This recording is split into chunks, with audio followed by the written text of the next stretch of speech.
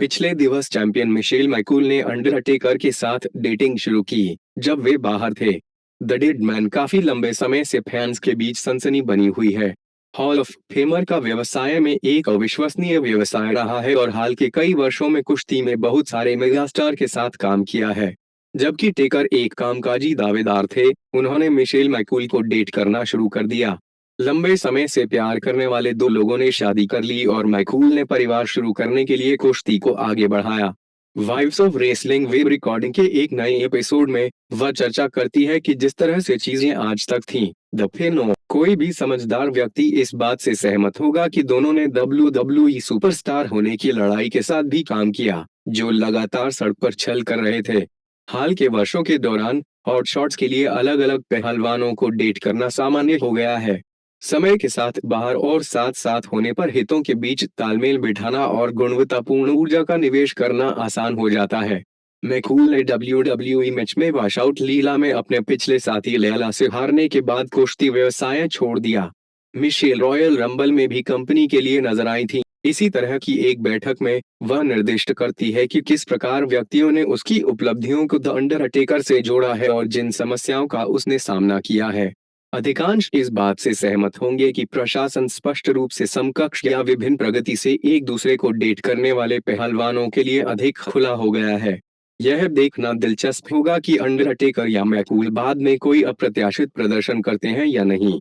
As ने अपने समूह जजमेंट डे के लिए नए लोगों को उकसाने के अपने पैटर्न के साथ आगे बढ़े हैं। ट्विटर पर लेते हुए द रेटेड आर सुपरस्टार ने अब यह संकेत दिया है कि पूर्व रेट्रिब्यूशन अग्रणी मुस्तफा अली उनकी सभा में सबसे आद्यतित विस्तार हो सकते हैं। पिछले कई बार के WWE विश्व चैंपियन ने रिट्रीब्यूशन से एक व्यक्ति के रूप में अपने दिनों से अली की एक तस्वीर ट्वीट की। रिवेंज को 2020 में वापस आकार दिया गया था और WWE में अपने निवास के दौरान समूह को WWE यूनिवर्स से लगातार नकारात्मक प्रतिक्रियाओं का सामना करना पड़ा था। समूह के पहले सेटअप में T bar, Dominik Dijakovic, Mace, डियोमेडिन, Reckoning, Mia Yim, Slapjack, Shane Thorn और प्रतिशोध, मर्सिडीज मार्टिनेज शामिल थे। अब से कुछ समय बाद, हालांकि, मार्टिनेज NXT में वापस आ गई क्योंकि उसे नहीं लगा कि वह सभा में फिट है। पिछले कुछ हफ्तों के दौरान एज ने कुछ WWE व्यक्तियों और कार्यबल को जजमेंट डे से व्यक्तियों के रूप में चुना है। WWE हॉल ऑफ फेमर ने ट्विटर पर सिम्पा, Paige, Liv Morgan, Finn Balor, AJ Styles, Corey Graves की तस्वीरें ट्वीट की और यह तो बस शुरुआत है। कई बेल वेब रिकॉर्डिंग पर बात करते हुए ग्रेव्स को NXT पंडित विक जोसेफ द्वारा संबोधित किया गया था कि क्या एज की सभा में शामिल होने में उनकी कोई दिलचस्पी है। जजमेंट डे को रेसलमेनिया 38 में आकार दिया गया था जब एजे स्टाइल्स के खिलाफ मैच में डेमियन प्रीस्ट ने एज की मदद की थी।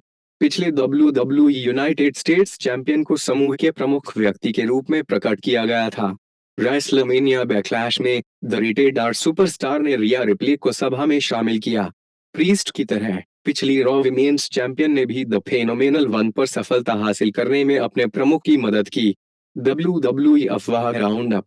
हाल के घंटों में कुछ महत्वपूर्ण कहानियां सामने आई हैं, जिनमें सबसे उल्लेखनीय सुधार हॉल ऑफ फेमर की वापसी के बारे में है। पृष्ठभूमि में असाधारण रूप से महत्वपूर्ण स्तर पर संगठन में अनुभवी स्टार वापस आ गया है।